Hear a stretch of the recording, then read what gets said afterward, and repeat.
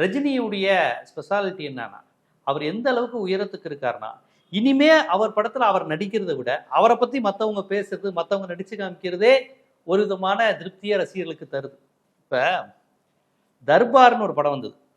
அதுல வந்து அந்த மலேசியன் போலீஸ தாய்லாந்து போலீஸ் வந்து அந்த வில்லன அரெஸ்ட் பண்ணும். அரெஸ்ட் பண்ண உடனே கொஞ்ச நேரம் கழிச்சு அந்த போலீஸ் அப்படி சிரிச்சுட்டு, அப்படிங்கிற மாரி ரஜினி மாரி ஸ்டைல் பண்ணும். உடனே அவன் சொல்லுவான், "ஏய் இவன் அவன் ஆளு" அப்படின்னு வில்லன் சொல்லுவான்.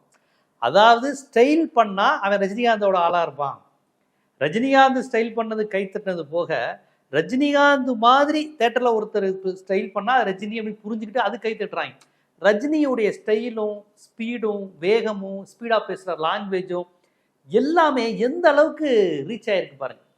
ரஜினி டயலாக்லேயே சொல்லணும்னா, நாடி நரம்பெல்லாம் சண்டை வெறி ஒருத்தனால தான் முடிங்கிற மாதிரி, ரஜினி வந்து நாடி நரம்பெல்லாம் ஆக்ஷன், ஸ்டைலு, தோரணை, ஸ்பீடு, எனர்ஜி ஊறுன ஒரு மனிதர், ஒரு நடிகர், ஒரு ஆளுமைன்னா அது ரஜினிகாந்த் தான்.